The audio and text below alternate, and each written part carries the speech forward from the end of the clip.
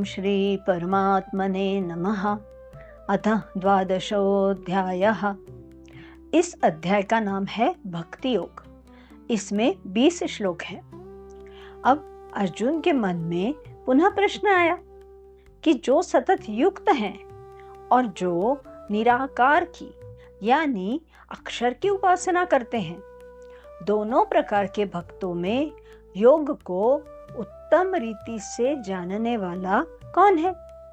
अब भगवान उत्तर देते हैं, जो सात्विक श्रद्धा से युक्त होकर मुझसे अपने मन को आवेशित करके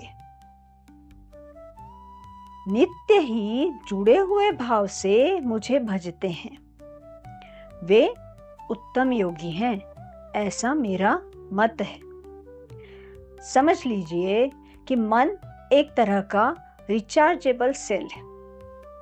परमात्मा रूपी तत्व से रिचार्ज करेंगे तो सही दिशा में अच्छी गति पकड़ेगा। फिर बताते हैं कि जो अक्षर की यानी अव्यक्त की उपासना करता है, सारे भूत मात्र के हित में रत रहता है, सर्वत्र समबुद्धि रखता है, वह भी मुझे ही प्राप्त करता है। परंतु यह मार्ग थोड़ा कठिन है। अनन्य योग से युक्त योगी मेरा चिंतन करते हुए सारे कर्मों का मुझ में संन्यास करता है, वह मुझ में चित्त लगाए हुए रहता है।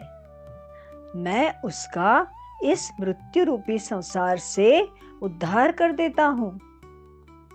अब भगवान कहते हैं, मुझ में मन लगाकर, मुझ में बुद्धि का निवेश कर, तो तू मुझ में ही निवास करेगा, इसमें कोई संदेह नहीं है।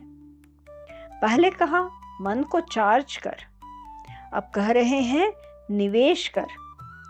अच्छी कंपनी में निवेश करने के लिए आजकल होड़ मची रहती है। यहाँ भगवान खुद निवेश करने को कह रहे हैं। किसका निवेश? पैसे का नहीं, बुद्धि का। बुद्धि का निवेश करेंगे तो सद्बुद्धि बढ़ेगी। भगवान हमारी स्थिति को समझते हैं, हमारा लक्ष्य थोड़ा आसान कर रहे हैं।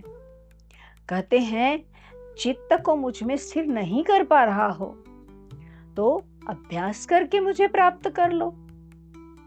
फिर वह भी तुमसे नहीं हो पा रहा है तो मेरे लिए कर्म कर लो, उससे भी तुम सिद्धि प्राप्त कर लोगे। यह भी कठिन है तो कोई बात नहीं, आश्वस्त करते हैं कि मेरे आश्रय से कर्म करके सारे कर्मों के फल का त्याग कर आत्मा को यत यानी कंट्रोल कर लो। उसके बाद भक्त के लक्षण बताए हैं और कहा है कि ऐसे मनुष्य मुझे अत्यंत प्रिय है। तो देखें भगवान को कौन कौन अधिक प्रिय है।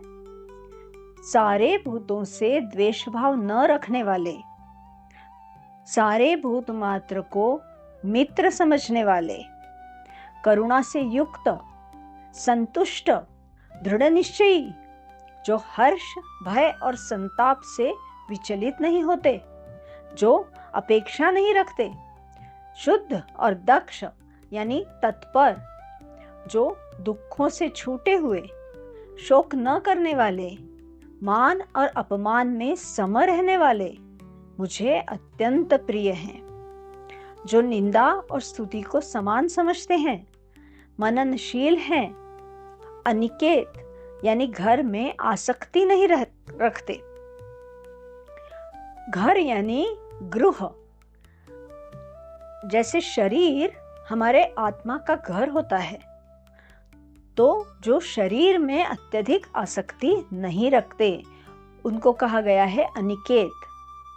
स्थिर बुद्धि हैं, वे मेरे भक्त हैं, वे मुझे अत्यंत प्रिय है। तो अगर हमें भगवान का भक्त बनना है तो भगवान को प्रिय लगने वाले गुण भी आत्मसात करने होंगे।